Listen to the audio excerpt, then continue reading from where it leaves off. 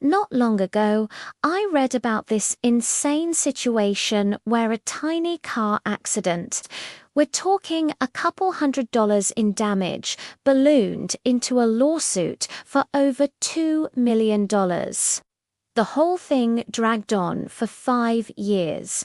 In the end, it was proven to be a total scam. But for those 5 years, it completely destroyed a family's peace of mind. They just never knew how it would end. I don't want that to happen to you. That's why today I want to share some guidance from a Geico article on how to protect ourselves. This story really hit home for me because I was in a very similar minor accident once, and I handled it almost exactly the same way the victims in that scam did. It easily could have been me. I think a lot of us operate from a place of goodwill in these situations. My big mistake was that I didn't document anything, and I didn't file a police report. The other driver said they didn't want their insurance rates to go up, suggested we each just handle our own damage and move on. I get why that sounds appealing, and I agreed. But let's look at this Geico article.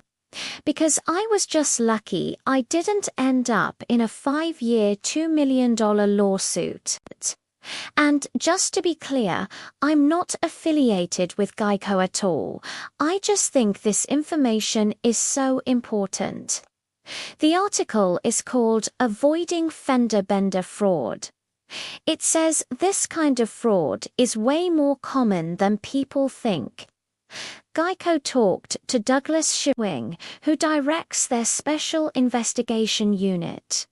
He explained how to protect yourself right at the scene, which is the most critical time. First, he says to make sure everyone's okay. Of course, after that, exchange driver's license and insurance info. Take photos of the damage and any injuries. I did none of that. This was before smartphones were everywhere, so photos weren't easy, but I didn't even get their insurance details. They also strongly recommend calling the police. Officers can act as neutral witnesses to the damage, the location, and everyone's condition. This is huge because many insurance companies require a police report.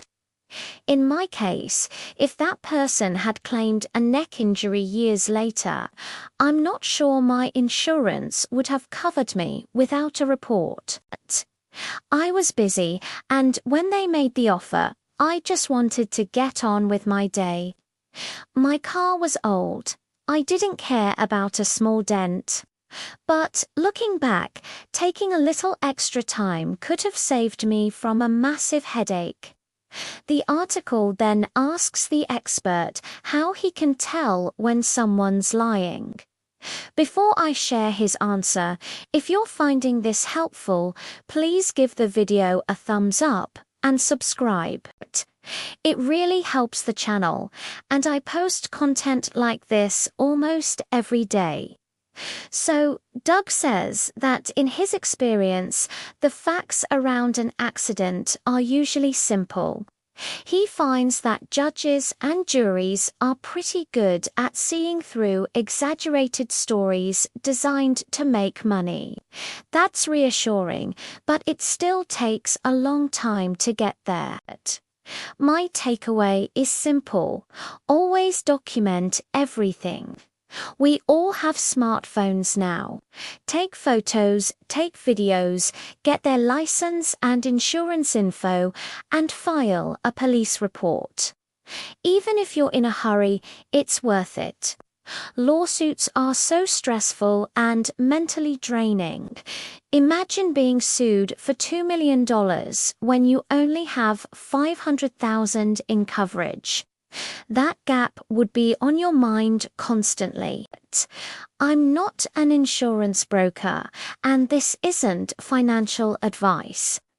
I was a financial advisor for over 20 years, but everyone's situation is unique. One thing I have personally is an umbrella policy for extra liability coverage. I was surprised by how affordable it is. If you don't have one, ask your auto or home insurance agent about it. It's all about slowing down at the scene and doing things right so you don't have regrets. This is also a good reminder to get your financial life in order.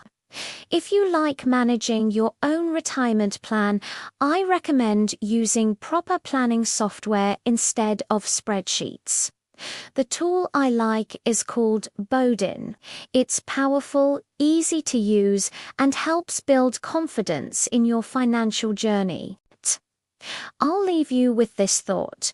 Saving 10% used to be the standard, but most of us don't have pensions anymore. We rely on our savings and social security, and that second leg is a bit shaky, so save as much as you reasonably can. If you enjoyed this, the next video you might want to watch is about habits to stop in your 50s and 60s. Thanks for watching.